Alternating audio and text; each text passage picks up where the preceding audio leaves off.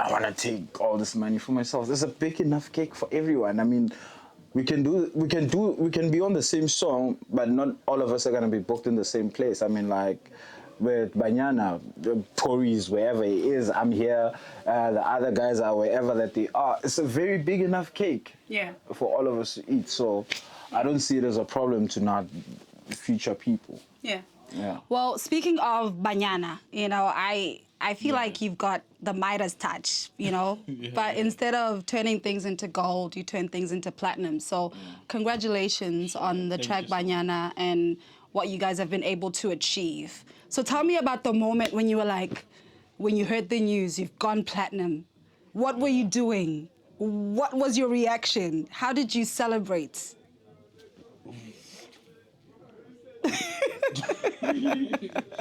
Okay, keep it PG. Keep it PG. No, it is PG, man. Okay. I don't really do a lot. I mean, Yeah. What we did is like, okay, cool, we find out we're platinum. Puri said, no, let's take the studio and then we're gonna take all my cars, we're gonna go to a spin show in Rustenburg and then we can have a studio and then we can have a lot of girls there and just celebrate the whole thing. And for me, it was also a good thing because I was just coming out of a relationship at that time. So I was like, actually, I need that space. On to the next one. I need that space. Yeah. So that was like our celebration for the year, and we had a lot of fun in that whole 2 weeks. Okay. So who did you celebrate with? Actually, I want to hear about your mom. What was your mom's reaction since she was the pessimist at first? Oh, no,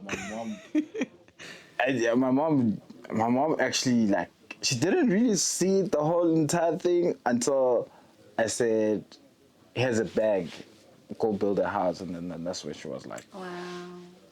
oh, damn, so you making this much money? Yeah. That's where she was like, okay, this is a big enough celebration. She was just happy about it. I think that's how we celebrated the whole entire thing. With all your success, and it's obviously still building, because I think I can safely say you are a world-renowned DJ, world-renowned producer. What does that mean to that young boy, that was growing up in Tembisa? I think that people don't really understand how it's like growing up in a township in South Africa. Yeah. And not only are you faced with obstacles in, going to school or whatever, but within your community itself, there's a lot of things that can kind of keep you back, that can hold you back, and a lot of people that can as well.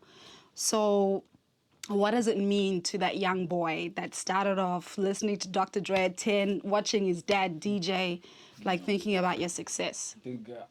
I think for me, it just means creating your own world instead of like having people's perspective be your own reality as the best way to just get out of any town or any place, to just go wherever you want to go. So it really means a lot to just be where I'm at right now, but I feel like it's still a stepping stone for me, because I think I've seen a lot of better things that a lot of better spaces that I want to be in than where I am now.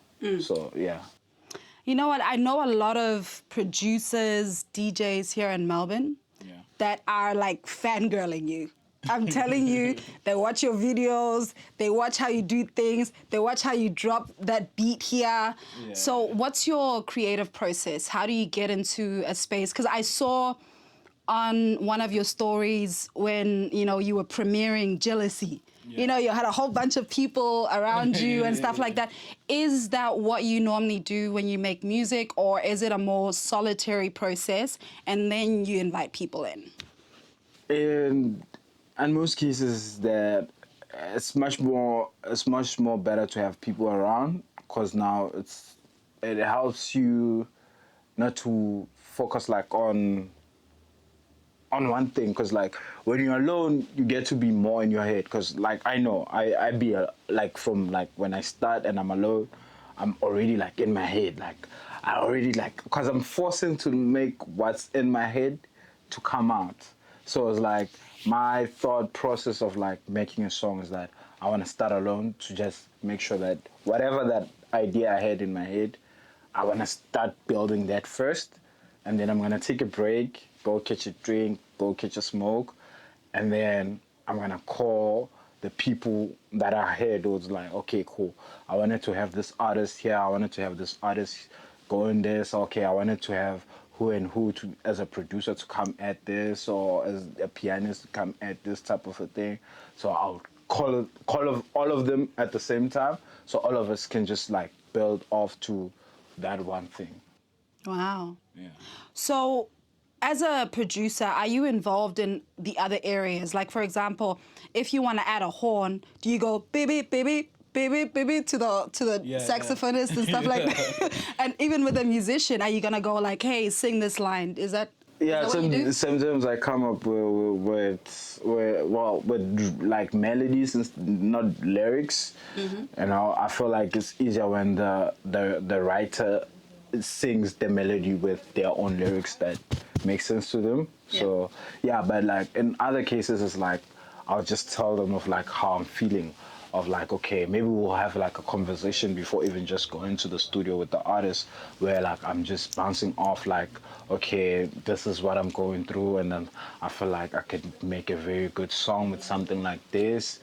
And then they'll just speak their own story and be like, yeah, I've went through this at the same time. It's like, okay, cool.